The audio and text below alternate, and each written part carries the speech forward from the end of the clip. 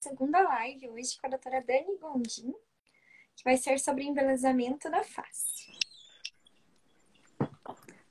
Oi, Oi, Mari, linda, tudo bem? tudo bem?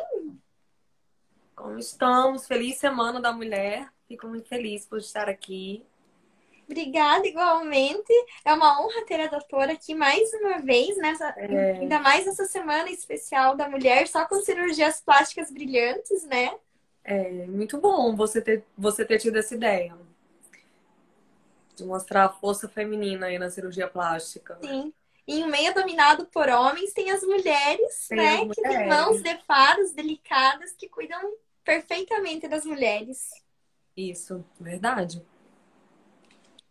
Eu queria que a doutora se apresentasse, né, para as meninas que ainda não a conhecem, de onde a doutora é, sobre sua formação.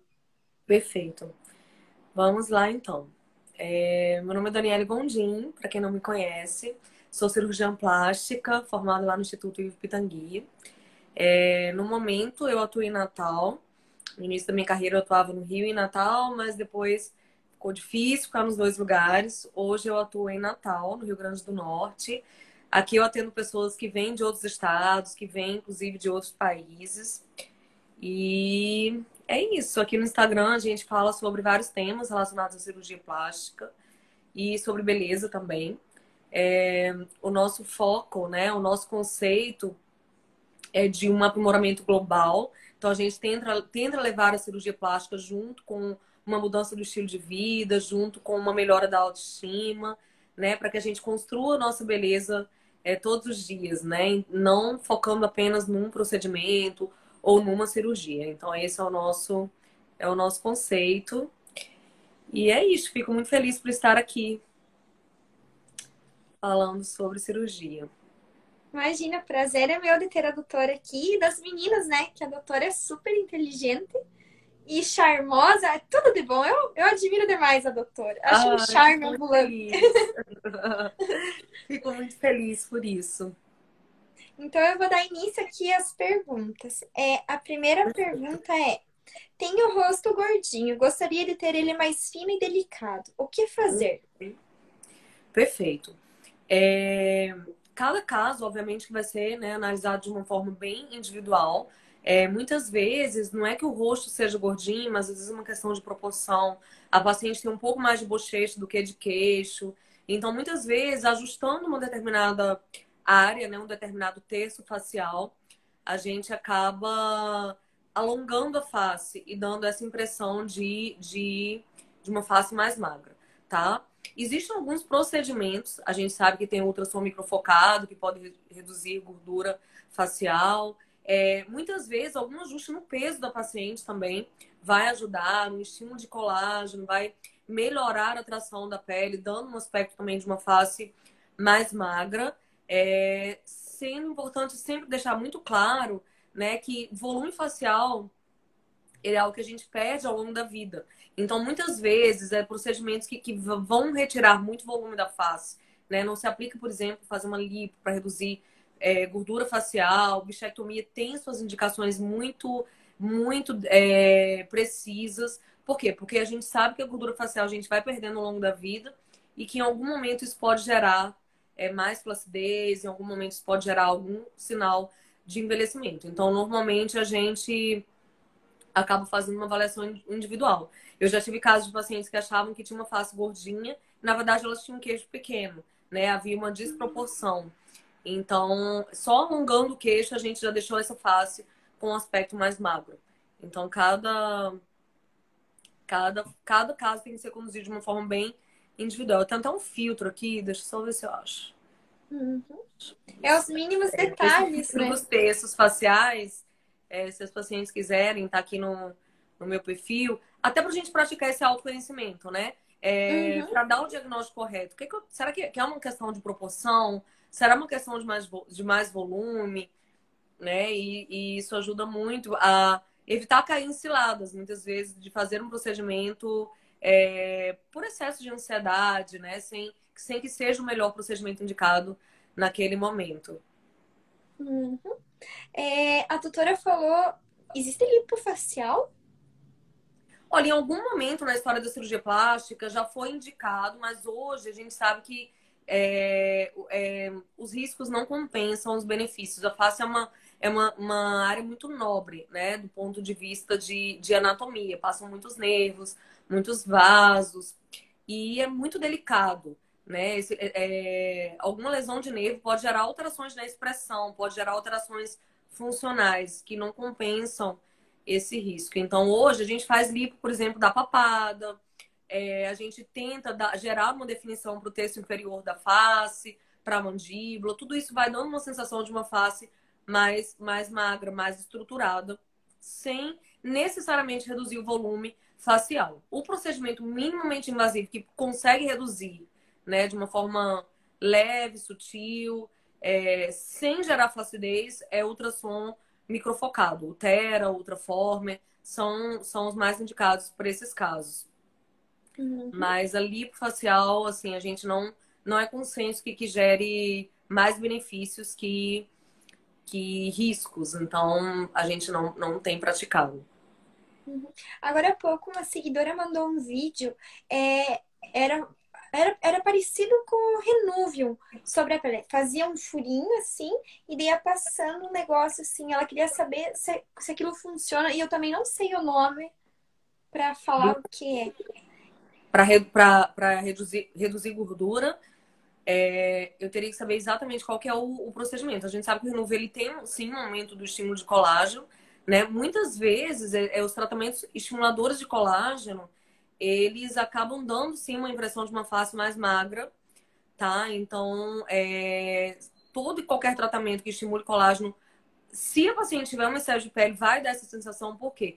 Naturalmente, quando a gente vai perdendo o tônus da nossa pele, ela acaba caindo, ela acaba cedendo. E aí a gente tem aquele triângulo invertido, né? Aquela face que tem que ter mais volume no terço médio, ela acaba perdendo. E essa queda de pele dá uma impressão de uma face mais larga, de uma face mais quadrada, porque o triângulo inverte. E aí quando a gente estimula o colágeno e reposiciona esse tecido, a face naturalmente ela dá um aspecto mais magra. Então, se for um tratamento para estímulo de colágeno, pode gerar esse efeito. Lembrando que todo efeito, nesse sentido, ele é um efeito muito sutil, tá? Muitas vezes, se a paciente ela avalia que ela tá com excesso de peso, o primeiro passo, né? Eu acho que a gente tem que sempre fugir dos atalhos. O primeiro passo é tentar emagrecer, tentar chegar no peso adequado. E sempre é importante que toda vez que a gente for para um procedimento facial, né, que gere um resultado mais definitivo, é muito importante que a gente esteja mais próximo daquele peso que a gente consegue sustentar. Porque se você faz um procedimento e você emagrece depois, você vai perder parte do resultado, né? Porque quando a gente perde gordura, a pele, que é o envelope mais externo, ela acaba sobrando. Então, sempre é importante que a gente primeiro ajuste a questão do estilo de vida para poder partir para um procedimento mais invasivo. Isso é muito importante. Claro que às vezes a gente quer ir para um procedimento, para um atalho, né? Algo que vai trazer algo mais mágico, um resultado mais rápido, mas muitas vezes uma mudança aí simples no estilo de vida faz toda a diferença e deve ser praticada sempre primeiro. Uhum. Obrigada, doutora. Perguntaram onde ficam as cicatrizes da blefaroplastia. Então, as cicatrizes da blefaroplastia, existem dois tipos de blefaroplastia. Existe a superior e a inferior, tá?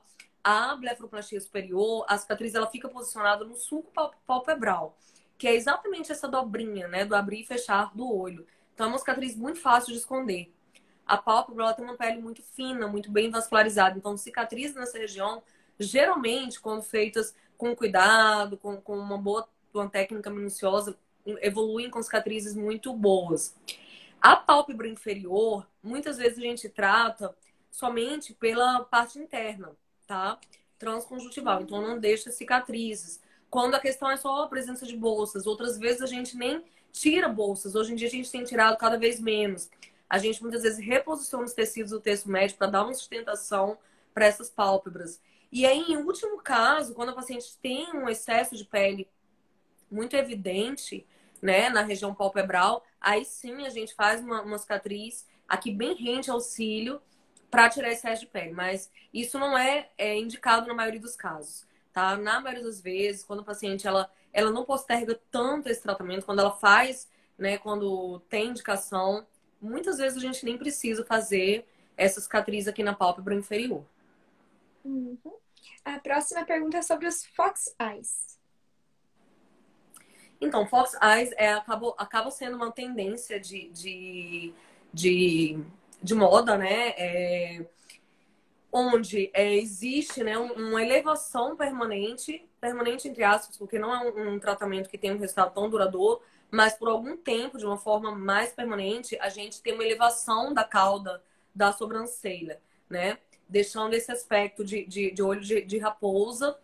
É, pode ser feito de forma cirúrgica, pode ser feito através de fio. Geralmente, por ser uma região muito aderida, que tem uma anatomia muito aderida, não vai ter resultados tão duradouros. Normalmente dura em torno de 2, 3 meses, for feito com fio. Não é tão duradouro. O que que a gente observa, né? Eu acho até que o fato de não ser tão duradouro, eu acho até que é algo positivo. Por quê? Porque todos esses procedimentos que envolvem moda, tendência, se eles são definitivos, eles podem gerar um problema, né? Então, é muito importante a gente entender que é, tudo que é proporcional, tudo que é harmônico, vai gerar beleza em qualquer momento da nossa vida. Porque o olho humano, ele é treinado para apreciar aquilo que tem harmonia, aquilo que tem ordem, aquilo que tem proporção, aquilo que sinaliza saúde, né? Então, muitas vezes a gente olha uma fotografia de uma maquiagem que a gente fez há 10 anos atrás, ou de uma roupa que a gente vestiu, e a gente não consegue apreciar como a gente apreciava naquele momento. Por quê? Porque mudou o senso comum de percepção estética. Então, imagina se aquela maquiagem ela fosse definitiva, né? Se a gente não tivesse a opção de mudar. Então, isso seria um problema. Então, da mesma forma, esses procedimentos de tendência. Nem sempre eles vão gerar beleza, tá? Então, eles geram beleza para algumas pessoas, para outras não. Por quê? O terço superior da face, ele tem um papel muito importante na comunicação. Então, se você tem essa cauda da sobrancelha permanentemente elevada, isso pode sinalizar que você está assustado, que você está com um olhar irônico, por exemplo. E isso nem sempre vai ser coerente com a sua personalidade ou com aquele sentimento que você está querendo transmitir naquele momento, né? Então, eu acho que a questão do autoconhecimento, né, expor de fato, né, o que você quer transmitir nas suas relações sociais. Isso é muito importante, que o paciente fale para o profissional, porque muitas vezes aquele procedimento da moda não é nada coerente com aquela pessoa, né? Então, isso é algo que a gente tem que ter muito cuidado, né? E a gente não deve cair nessas propostas muito comerciais, né? Muito mágicas, porque muitas vezes isso vai tirar a beleza ao invés de gerar beleza, né? A beleza ela vem de uma coerência entre questões de proporção, de harmonia e também de personalidade, né? Então, determinadas características faciais, elas comunicam sentimentos que nem sempre é coerente com aquilo que a pessoa quer comunicar. Então, essa questão do Fox Eyes, eu acho que tem que ter uma indicação muito precisa. Eu acho que se aplica para aquela paciente que tem aquela cauda da sobrancelha mais caída, se aplica como uma alternativa de tratamento para aquela pessoa que muitas vezes dá aquela ideia de ter um olhar mais triste, mais caído, mas não vai ficar bem na maioria das pessoas. Pessoas, por exemplo, que já têm um bom posicionamento do desenho da sobrancelha, às vezes só uma toxina botulínica, que vai manter e preservar o movimento da sobrancelha, já vai ser muito bom, já vai ser excelente, né? Então, é aquilo, assim, não existe um tratamento que se aplica a todas as pessoas e a gente tem que ter muito cuidado com esses tratamentos da moda. Uhum. Eu mesma fui fazer no espelho pra ver como ficava. E aqui é muito duro, né? Não puxa, é muito rígida essa parte. É uma parte muito rígida. Então, não consegue também ter, até pacientes que precisam mesmo, que com a própria idade tem queda, né, da cauda da sobrancelha, a gente não consegue tratamento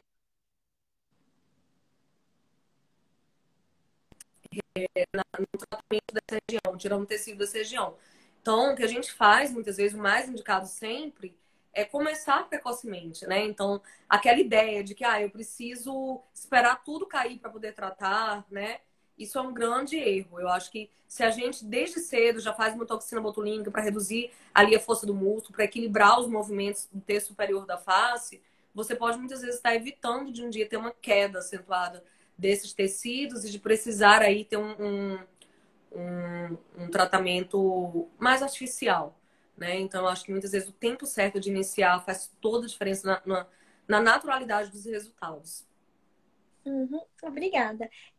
Pediram para a doutora falar sobre radiesse e sobre o Sculptra no rosto. Perfeito. São dois bioestimuladores de colágeno, eu gosto muito.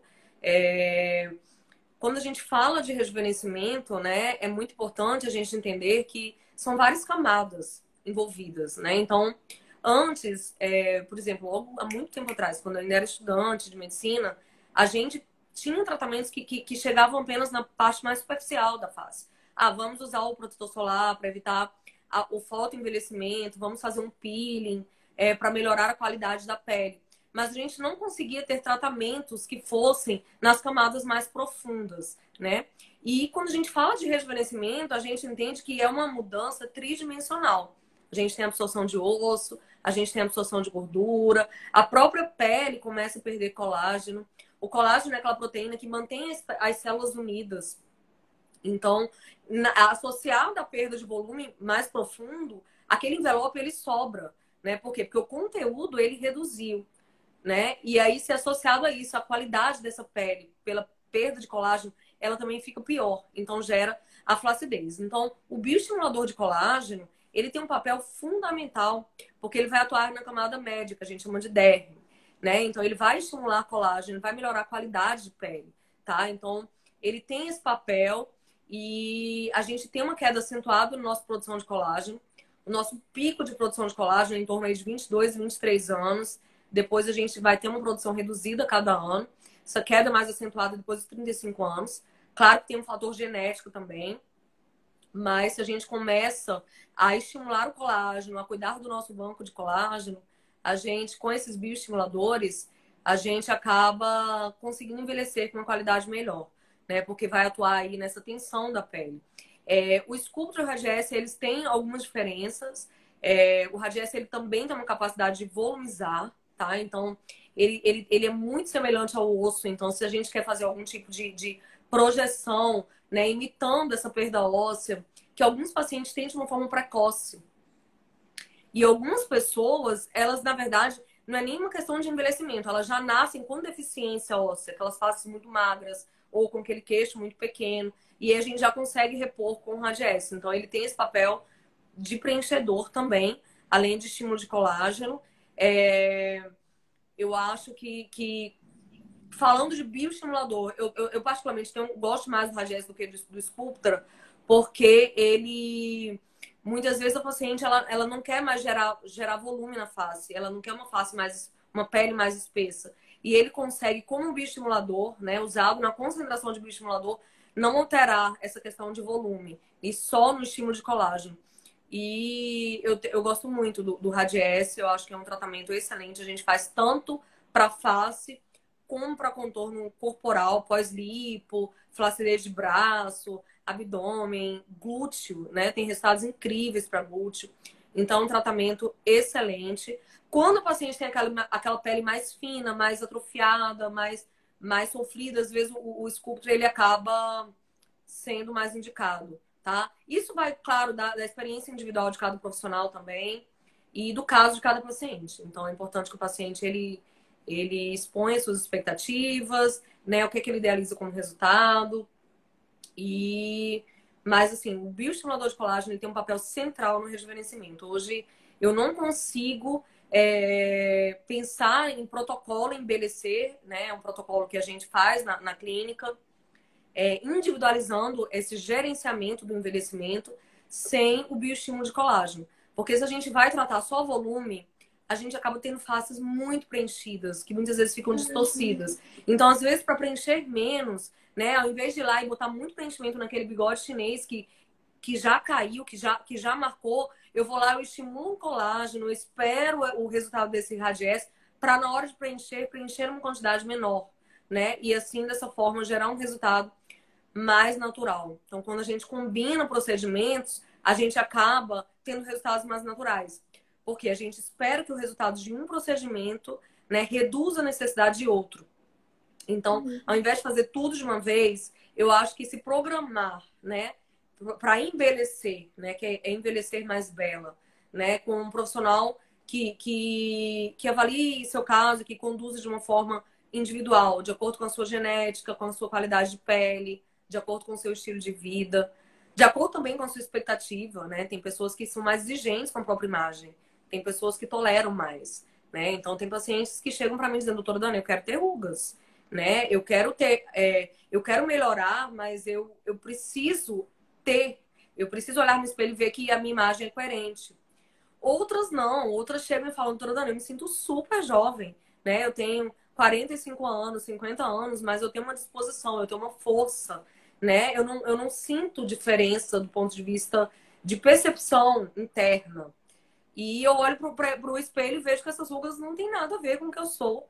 E eu realmente preciso tratá-las.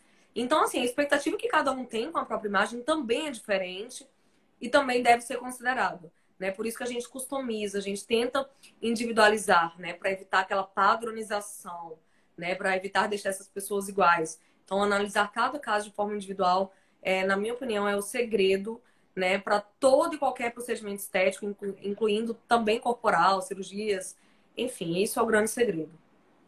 Uhum. Às vezes as pessoas pensam que é só ácido hialurônico, né, no rosto para harmonizar, mas vai muito além, né? Muito além. O ácido hialurônico, ele tem um papel muito importante, porque ele vai repor volume, é uma substância que a gente tem nos nossos tecidos, mas preencher uma grande quantidade de ácido hialurônico pode distorcer a imagem. Porque o ácido hialurônico, ele tem uma capacidade de reter líquido, né? Uma capacidade que a gente chama de hidrofílica. Ela retém líquido dos tecidos. Então, se essa paciente ela tem uma dificuldade de drenagem linfática, aquela paciente que tem uma tendência a acordar, por exemplo, com o rosto inchado, né? Não é todo mundo que tem uma drenagem linfática natural boa na face. E ela preenche uma grande quantidade de ácido hialurônico, ela muitas vezes vai ficar com aquela face muito demasiado. Então, nesses casos dessas pacientes, o que é que a gente faz? A gente estimula o colágeno e preenche uma quantidade menor, né? E muitas vezes a gente até aventa a possibilidade da gordura. Então, quando é uma paciente que tem uma deficiência de volume, que não quer ficar fazendo todo ano, a gente vê a gordura como um excelente preenchedor, que tem um resultado muito mais duradouro, né? A gente tem uma taxa aí de absorção em torno de 20%, mas o que fica é definitivo. Então, a gente também tem um papel estimulador de colágeno, né? A gordura ela é rica em células-tronco, que vão se diferenciar em células produtoras de colágeno. Então, também acaba sendo um tratamento muito rico. E muitas vezes a gente indica, o paciente faz preenchimento, o que chamamos, né, mais popularmente de harmonização, mas chega um momento que ela fala, eu não quero mais fazer isso todo ano, eu quero fazer algo mais definitivo, e aí a gente faz, vai para o centro cirúrgico, faz, não precisa internar, é um procedimento que vai para casa quando termina, mas que é importante ser feito em ambiente hospitalar. E acaba sendo maravilhoso, até porque a consistência da gordura, ela é muito semelhante à consistência, né, da própria face. Então, acaba tendo um resultado bem bacana. Então é isso, assim, tratamentos existem muitos. A gente tem o ácido hialurônico, a gente tem o Radiesse, a gente tem muitos tratamentos, muitos preenchedores, a gente tem a gordura. A questão é customizar, né? Já outras pessoas, elas querem estar sempre indo ao consultório, porque para elas aquilo é a sensação de estar se cuidando. Então elas não querem nada mais definitivo. Elas querem ir, porque elas querem, elas relatam que toda vez que ela sai de casa, ela tem aquela percepção de amor próprio, de autocuidado, e elas gostam, né? Outras não têm tempo, querem algo realmente mais definitivo, que precise de menos manutenção. Então, todas essas questões, elas têm que ser levadas em consideração. As pessoas, elas são diferentes, né? E eu acho que o segredo está exatamente nisso, em customizar. Eu lembro que quando eu tinha 10 aninhos, eu via todo mundo usando creme, aparecia na TV, em máscara. Meu sonho era usar creme, meu sonho era fazer um skincare, sabe? Aí eu cresci, né? Não cresci muito em altura, mas em idade. E comecei a fazer, mas é uma coisa que vem, né, da gente. É. E tem um papel muito importante, né? Não adianta, você faz uma cirurgia ou você faz um procedimento mais invasivo, mas aí o básico, que é hidratar a sua pele, que é usar um antioxidante, usar uma vitamina C, né? Coisas de construção diária mesmo, do autocuidado, você acaba não fazendo, né? Então é importante que se faça tudo. A começar de beber muita água, a principal hidratação é de dentro para fora, né? De ter um bom sono, de cuidar das expressões. Não adianta estar fazendo botox de 4 em 4 meses e ter vícios de expressão, né? Ou seja, você precisa de um óculos de grau e não usa, então vai ficar sempre fazendo aquela expressão para enxergar. Ou você sai no sol sem usar óculos de sol e você acaba fazendo muita expressão. Então não adianta fazer botox se você não está cuidando ali daquele hábito básico do dia a dia, né? Então, de fato, o rejuvenescimento ele passa por muitas coisas, né? Que inclui desde um estilo de vida até uma reeducação de expressão facial, até um cuidado de skincare, até procedimentos. Então, são muitas coisas, né? E muitas pessoas acabam vendo isso como um fardo. Eu mesma, em algum momento da minha vida, né? Sendo residente, sendo estudante de medicina, com a vida louca, eu dizia, meu Deus, eu ainda tenho que parar para botar creme. E eu acho que muito do segredo da gente fazer isso é parar de encarar como um fardo, né? É entender que é o momento do dia que você vai cultivar o relacionamento que você tem com você. Então, hoje, pelo menos 15 minutos do meu dia, mesmo na rotina mais puxada, né? Eu sou mãe, tenho meu trabalho, tenho as minhas pacientes, mas eu tenho 15 minutos do meu dia onde eu encontro comigo, onde eu faço minha rotina de skincare, onde eu tento cultivar esse relacionamento, né? Para que não seja tarde, como eu vejo muitas vezes acontecer. As pessoas chegam no consultório e dizem, eu me larguei por 10 anos e agora eu quero fazer tudo de uma vez. E eu acho que não é assim. Eu acho que a gente tem que estar construindo a nossa beleza todos os dias. Uhum. Essa parte de skincare, ela tem isso, né? Não é só o efeito do creme, mas é o efeito do autocuidado, né? De cultivar isso, de, como você mesmo falou, você tinha 10 anos e sonhava com isso, com esse momento em que você ia se cuidar, né? Então é algo muito simbólico, não é somente o efeito do creme, né? Eu acho que extravasa muito essa questão da química do creme. Eu acho que vai muito além disso, né? É uma questão de autocuidado, de prova de amor próprio, né? Do jeito que a gente cultiva o nosso relacionamento com o nosso namorado, com o nosso marido, com as nossas relações profissionais, com os nossos amigos, a gente tem que cultivar um relacionamento conosco, né? Com a nossa imagem, com a nossa beleza. E isso faz toda a diferença. Eu acho que essa questão da feminilidade, né? Como a gente precisa construir isso ao longo da vida. Uhum. Obrigada, doutora. Aqui perguntaram sobre rugas na testa. Como corrigir? O lifting facial corrige isso? Então, cada terço da face, e eu vou usar aqui mais uma vez, deixa eu ver se eu acho o filtro. Cada terço da face, ele acaba tendo um tratamento diferente, né? Nessa questão do rejuvenescimento. O terço superior, vou explicar aqui. O terço superior é diferente do terço médio e do terço inferior, né? Como a gente até falou aqui em algum momento, ele é muito rígido. Então, o que a gente mais vê aqui não é uma flacidez, não é uma queda de tecidos, como a gente vê no terço médio e no terço inferior, né? O grande problema do terço superior é exatamente as rugas, né? Porque a gente usa muito esse músculo da mímica para expressar nossos sentimentos, né? Quando estamos chateados, bravos, assustados. E aí essa contração diária da ruga de expressão, que todo mundo tem, até uma criança tem, um belo dia ela fratura a pele e vira uma ruga definitiva, mais difícil de tratar, né? Então, o ideal sempre é prevenir com toxina botulínica, tá? Então, normalmente a gente começa aos 30 anos, mas pessoas que são muito expressivas, que quando sorriem, marcam muito pé de galinha, já fazem muito essa ruga aqui, que tem um músculo muito forte. O ideal é que elas comecem antes, tá? Para evitar que essa ruga ela fique definitiva. Uma vez definitiva, a gente consegue ter outros tratamentos, a gente consegue preencher, né? Claro que é uma área muito delicada, muito nobre da anatomia, né? Que tem riscos. Então, mesmo quando a gente preenche, também não adianta preencher e não reduzir a força do músculo com a toxina botulínica, porque funciona como enxugar gelo. Você vai lá, preenche, mas seu músculo continua contraindo, agindo a favor da ruga, né? Então, nesses casos, sempre a toxina botulínica é o primeiro passo para tratamento do terço superior, tá? Associado a quê? Associado à reeducação da expressão, como eu falei, né? Então, eu acho que a gente tem que aprender a usar as nossas expressões, né? Claro, a gente precisa de expressão para se comunicar, mas a gente não precisa, né, tá fazendo muita expressão e tá marcando muito essas rugas. Então, isso do exercício, de olhar no espelho, até de conversar com as pessoas que convivem com a gente, né? Eu lembro que o professor Tanguy, quando eu fazia consultório com ele falava isso. Ele dizia, Daniela, use um pouco mais as mãos para forçar menos os seus músculos da testa, para formar menos rugas na hora de expressar. Porque eu sempre fui muito expressiva, né? E eu lembro que na época eu falava com meu marido, eu falava, olha, quando você me vê enrugando muito, me avisa, que aí eu reduzo. Então a gente acaba educando. Hoje, assim, eu faço toxina, faço uma dose pequena, porque é importante, né? Mas não, eu vejo que não tem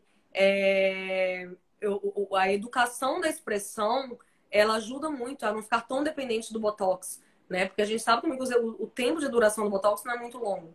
Então isso também é muito importante. Coisas que poucas pessoas falam. Uhum. E essa parte aqui é mais fácil de marcar do que a parte de baixo? O terço é terço Superior, sim. superior. Falando de Ele marca mais risquinho do que os inferiores. do que os inferiores. Claro, vai depender também muito da pessoa, né? Pessoas, por exemplo, que têm uma estruturação do terço inferior adequada, né? Um queixo, uma mandíbula bem desenhada, isso acaba servindo de suporte para os tecidos. Então, os tecidos eles vão caindo, mas você tem um suporte, um anteparo, né? Quando a paciente ela tem uma estrutura inferior, né, pobre, pequena, ela acaba tendo essa queda dos tecidos mais rápido. Então, às vezes, ela ainda jovem, vale a pena estruturar o tecido inferior antes que esses tecidos eles caiam, né?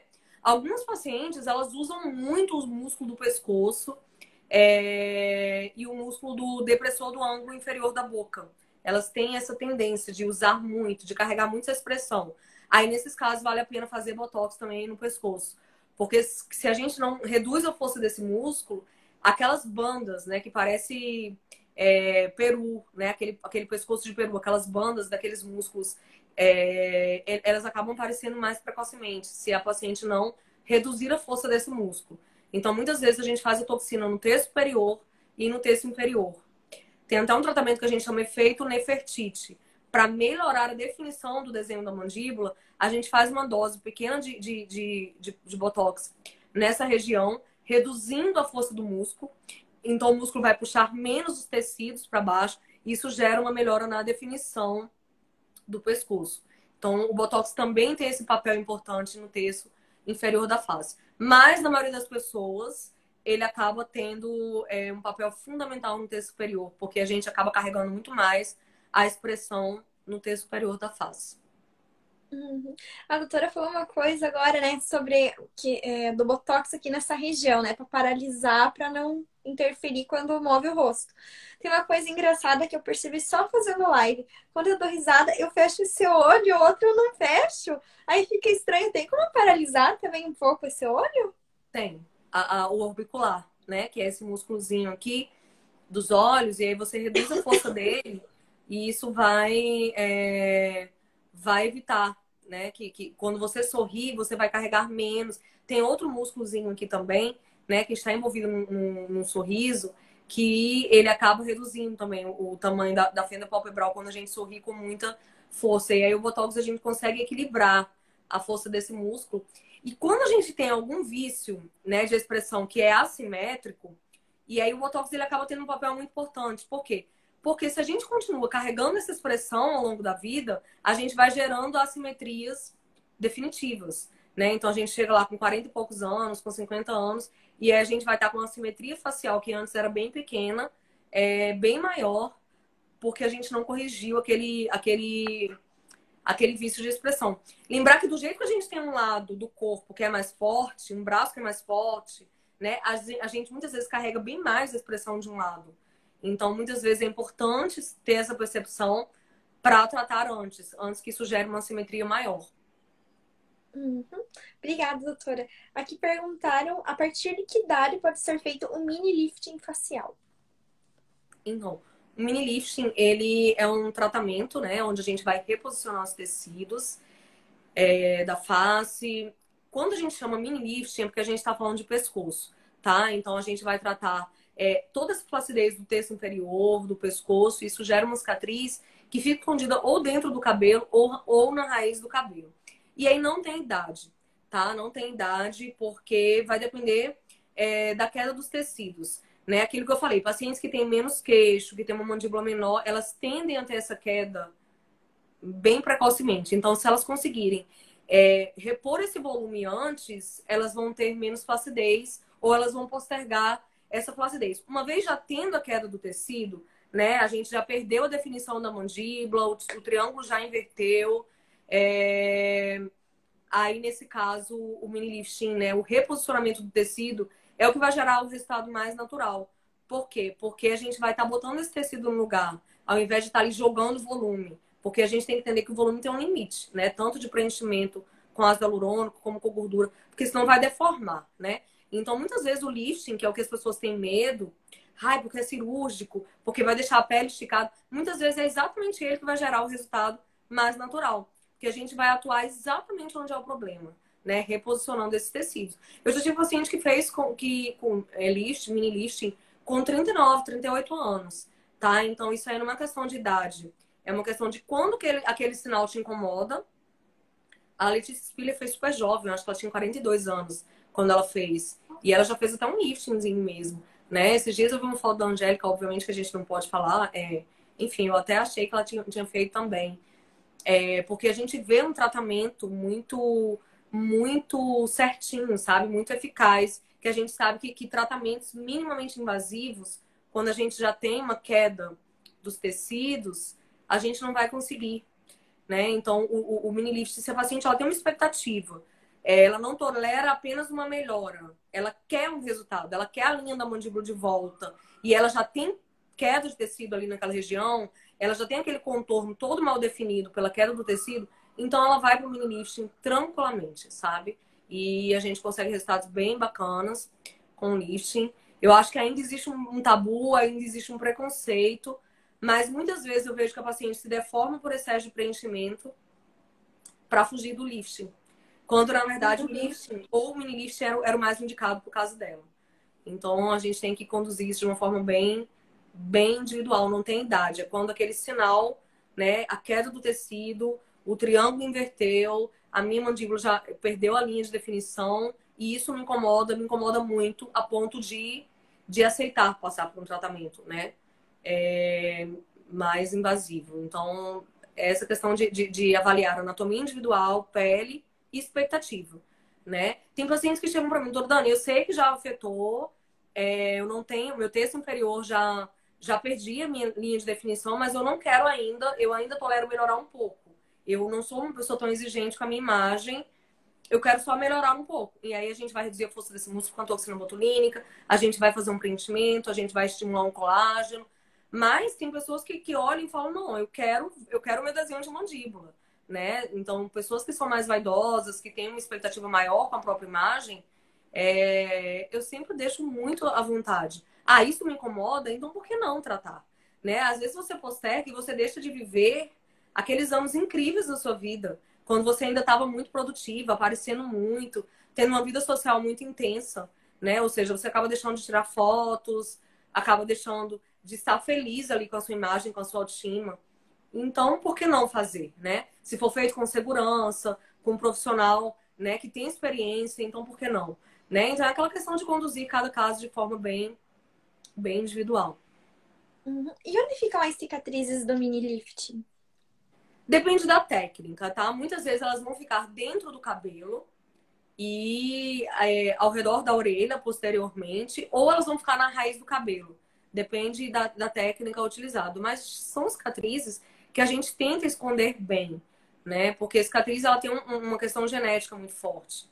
E por mais cuidado que a gente tenha com cosmetologia de cicatrizes, cada paciente vai ter uma tendência a cicatrizar melhor ou pior. Então a gente tenta esconder as cicatrizes o máximo possível, né? Todas as vezes que a gente pesa custo-benefício, porque toda cirurgia é uma troca, né?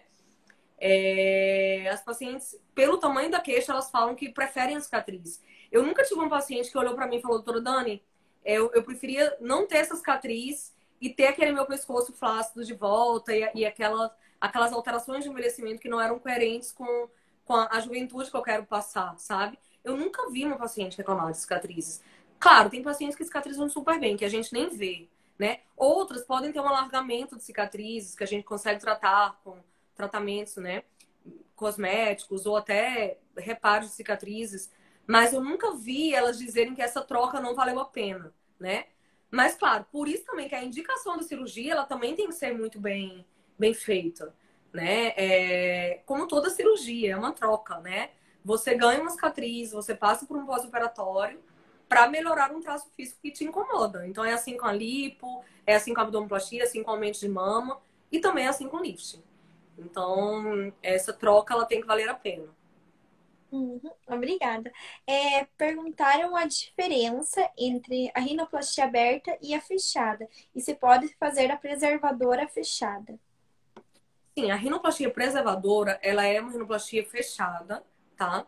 Ela se aplica muito a alguns casos, por exemplo, quando a principal queixa da paciente é o dorso. Ah, a paciente tem um dorso alto, ela tem uma giba, ela não tem tantas alterações estruturais, ela tem um nariz que é um nariz grande, que tem excesso de osso, tem excesso de cartilagem. Então, muitas vezes não se aplica abrir esse nariz para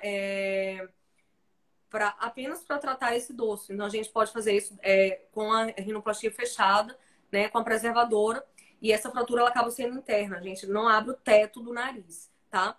Quando a paciente ela tem um dorso baixo, ela tem uma ponta mais larga, ela precisa estruturar aquele nariz. Muitas vezes é uma rinoplastia de aumento, né? Eu preciso dar dorso para ela, eu preciso estruturar, alongar aquele nariz. Aí, nesses casos, a gente precisa fazer aberta e a rinoplastia estruturada, porque a gente vai precisar, né, mexer nos diâmetros daquele nariz. E, obviamente, com a rinoplastia aberta, a gente tem mais facilidade de dar diagnósticos, de cuidar das cartilagens, né, de tratar ponta.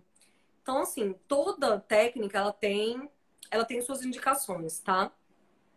Em tudo que eu falo aqui no meu Insta, a gente não levanta a bandeira de nenhuma técnica, né? Então, muitas técnicas, às vezes, estão na moda. Por exemplo, a gente faz, inclusive, técnicas bem atuais de aumento mamário, de recuperação rápida, né? De laser, enfim, de muitas tecnologias. Mas a gente não levanta a bandeira da técnica, é a bandeira da pessoa, né? Então, não existe uma técnica melhor que a outra.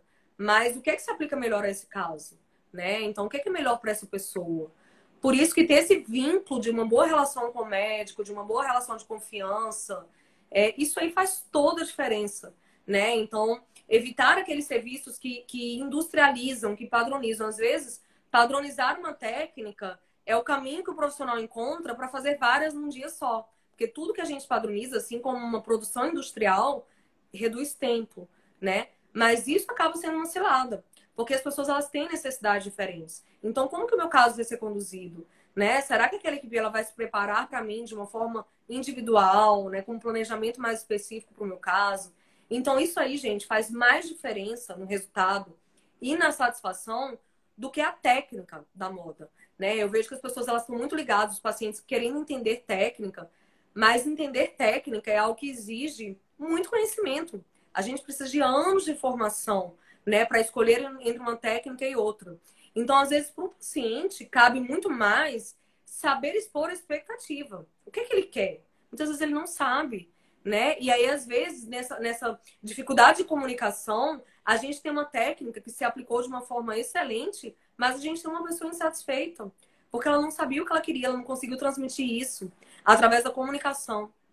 Muitas vezes isso não foi perguntado, porque a cirurgia ela foi comprada como quem compra um produto. Ah, eu vou lá, vou fazer essa técnica, né? E eu não sei o que é que eu quero, eu não sei qual que é o meu senso estético, eu não sei se eu quero um resultado natural, se eu quero aprimorar um pouco, ou se eu quero um resultado mais exuberante, né? Então, essa questão do autoconhecimento, do que é que vai te gerar satisfação, isso é uma questão que tem que ser, né, debatida na consulta. Isso é tão importante ou até mais importante que a técnica que vai ser utilizada. Então, todas as técnicas, elas têm suas vantagens, elas têm seus riscos, elas têm suas desvantagens, né? E a questão é a pessoa. Qual que é a melhor técnica para essa pessoa, né? Então, isso é o central, na minha opinião, assim, é o ponto-chave da cirurgia plástica em toda e qualquer cirurgia que a gente pratique. Uhum. Obrigada, doutora. Aqui perguntaram se a gordura da lipo de papada pode ser utilizada para preencher o rosto. Sim. Muito comumente fazemos isso, né? Então, muitas vezes a paciente ela tem um volume na papada, não somente porque ela tem gordura. Às vezes é o queixo que é posicionado para trás e é essa superfície onde essa pele do pescoço deveria se acomodar é uma superfície curta que acaba acumulando pele. Então, muitas vezes a gente faz a lipo, né? E aí para alongar essa região, até para melhorar a acomodação dessa pele, a gente vai usar essa gordurinha para melhorar o desenho do queixo, para melhorar o desenho da mandíbula, né? Ou o paciente acaba tendo algum sulco, alguma ruga. Então, gordura, hoje a gente sabe que a gordura ela tem um valor enorme, né? Tanto na cirurgia corporal, a gente usa gordura para preencher contorno de mama, para melhorar o desenho dos glúteos, né? Para preencher cicatrizes, celulites. E na face, ela tem um papel incrível, né? Para gerar proporção, para recuperar o volume perdido no processo de envelhecimento, para preencher rugas, né? Então a gente, muito raramente, a gente vai pegar aquela gordurinha e vai desprezar, né? Só se a paciente de fase ela não tiver indicação de preencher nada. Mas quando tem, a gente faz sim. Uhum. Obrigada. Perguntaram sobre o queixo aqui também. Tem uma pergunta. Eu vou intercalando, porque a doutora tá falando, né, com as perguntas relacionadas. Perguntaram sobre o queixo. Você tem como diminuir ele? Sim. Tem como diminuir, né? Normalmente a cirurgia para diminuir o queixo, né, é uma cirurgia que serra o osso, é uma osteotomia dessa região, e tem como diminuir sim. Muitas vezes, às vezes, o problema não é só o queixo que é grande, mas ele é posicionado anteriormente. Então, tem que ter um diagnóstico bem preciso, mas existe formas de diminuir sim, através da cirurgia ortognática. Uhum. Perguntaram sobre a duração do Radiesse. Então, o Radiesse, para preenchedor, ele tem uma duração aí de um ano e meio, tá? Ele dura mais que o ácido hialurônico. Para bioestímulo de colágeno, que é o principal uso, normalmente a gente tem protocolos onde a gente faz 2 a 3 sessões anuais, tá? Então, a gente vai estimular a produção de colágeno e normalmente a gente vai repetir aquelas sessões, né, todo ano. Porque é importante que a paciente ela entenda que a gente perde colágeno todo ano. Então, não adianta achar que vai fazer um procedimento e que não vai precisar de manutenção, tá? Então, quando a gente fala de colágeno, de bioestimulador de colágeno, é importante a gente entender que a gente vai precisar fazer tratamento de manutenção. Nosso banco de colágeno, a gente tem que cuidar dele, né? Então, a gente acaba tendo que fazer todo ano. Uhum. Muitas vezes Então, ainda tem até produto ali, mas aí a paciente está produzindo menos colágeno e eu preciso compensar isso através desse bioestímulo. uhum. E ele pode ser usado, então, para preencher os lábios também? Não. Para lábio ele não Não? se aplica. Ele se aplica mais, a gente gosta mais do Radiesse para aquelas áreas que simulam osso, tá? Como queixo, ângulo de mandíbula, né? Essa região aqui, essa proeminência aqui do zigomático, porque ele é duro. Então, para lábio, o que a gente quer é algo que tenha consistência mais leve. Porque, como é uma área de movimento, se a gente bota um preenchedor duro, vai ficar estranho na mímica, né? Então, a gente quer tanto é que até dentro dos tipos de ácido hialurônico que a gente usa para lábio, é aquele que tem a consistência mais natural, para não gerar aquele aspecto de bico de pato, daquele lábio pesado, né? Então, a gente tem para lábio o ácido hialurônico de fato é o melhor preenchedor mesmo. Agora eu fiquei com uma curiosidade. Ele fica tipo silicone, então, o ácido hialurônico, ou ele fica mais suave? Ele é suave, ele se integra aos tecidos. Então ele não é ele não forma, né, um corpo estranho coeso. Ele se integra aos tecidos. Ele tem isso muda de acordo com o tipo, né? Existem vários tipos, a gente chama de reologia.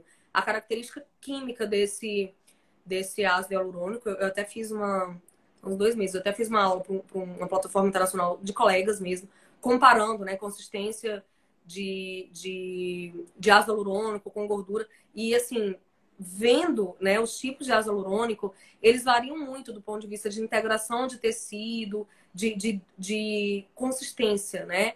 Uns são mais elásticos, outros são mais rígidos. Então, existem vários tipos. Mas todo ele acaba tendo um nível de integração ao tecido. E quando a gente está falando de lábio, principalmente, porque a principal função do lábio, né, é articular a fala, né? São questões funcionais, não é somente uma questão estética. Então, às vezes, não adianta um lábio estar lindo numa fotografia, mas não está lindo num vídeo. E não está lindo quando a pessoa está ali falando ao vivo, né? Porque no movimento ele fica estranho. Então, essa consistência do ácido hialurônico, nessa integração do tecido, vai ter um papel central, né, para a naturalidade. Algumas pessoas vão precisar de mais volume, outras de mais projeção, né? Outras de mais hidratação. Então, avaliando cada caso, a gente vai escolher qual que é o ácido hialurônico adequado. Uhum. E isso varia de marca para marca ou é é pelos tipos? Dentro da marca, existe uma variação da concentração do ácido Hum, hialurônico, da consistência, da dureza.